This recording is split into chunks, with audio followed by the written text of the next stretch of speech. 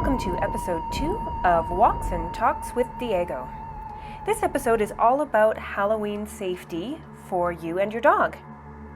Normally I would do the narration for the video while I'm walking with Diego. Today it's really windy outside though, so I'm doing a voiceover for you. As usual, it's unscripted and off the cuff.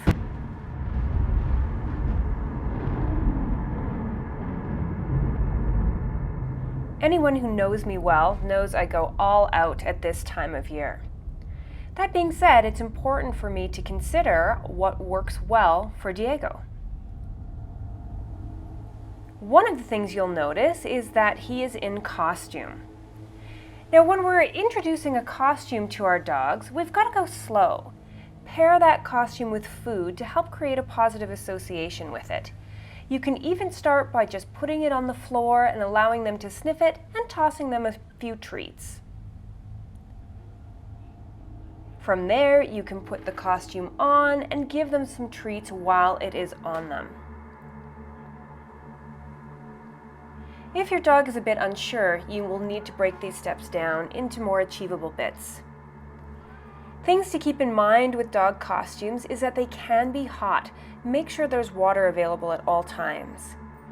You also might want to give your dog some breaks from their costume. This helps with temperature control, and if they're not super comfortable with it, it gives them a nice bit of time away from the costume.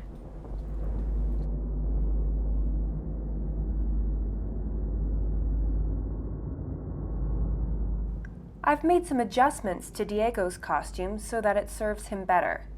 This might work well for your dog too. Rather than having the Velcro around his neck, I've pinned it to his harness.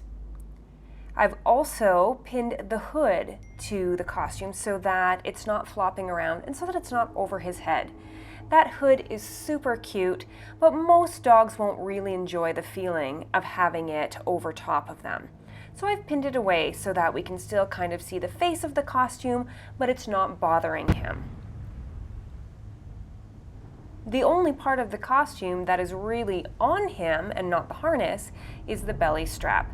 This makes it much easier for him to wear, and with Diego's anxieties and discomfort with some things, I've ensured that this serves him and that he's comfortable and happy wearing this particular costume.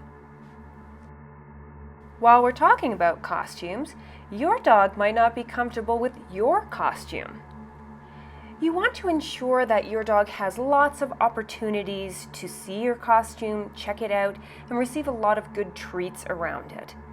Let them watch you get ready so that they can see that it's still you in there. Talk to them so they can hear your voice and provide them with lots and lots of treats. It's best to test this out ahead of time so that you can have 100% of your focus on helping your dog to feel comfortable. As you prepare for the trick-or-treaters to come, make sure you keep candy and snacks out of reach of your dog. Now this can be a tricky one. Dogs are opportunists. They can be sneaky. Make sure that the candy and snacks are in a bowl that is out of reach or locked into a cupboard. If your dog happens to get into some of the candy, you'll likely want to call your vet, as many of the ingredients, especially chocolate, can be toxic to dogs. At the end of the video, we'll have some contact information for our local emergency vets in Calgary. If you're outside of our city, make sure you do a little bit of research ahead of time so you know who to call if something like this should happen. If your dog is sensitive to the sound of the doorbell or a knock on the door, you might consider putting a sign on your door giving instructions so that the kids know what to do.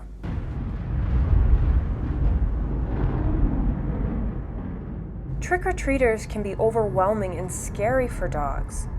Make sure to set up a safe and quiet area for your dog to prevent scary moments or opportunities for escape. We want to make sure that we are setting up our environment so that our dogs can be successful on this night that is quite unusual for them. You might want to enlist the help of an X-pen or a baby gate so that you can block off the entrance area to your home. This way your dog can't approach the door and feel uncomfortable or run out. Make sure you're well prepared with lots of tasty chews and bones, stuffed and frozen Kong toys, things that your dog really enjoys and that will help them to stay calm and busy while you are busy at the door.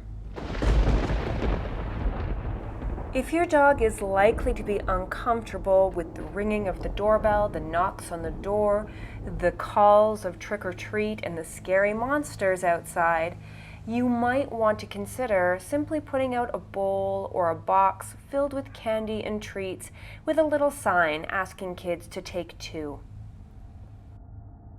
This way, your dog stays safe and happy and calm inside with you, but you still get to participate and do something fun for the kids in your neighborhood.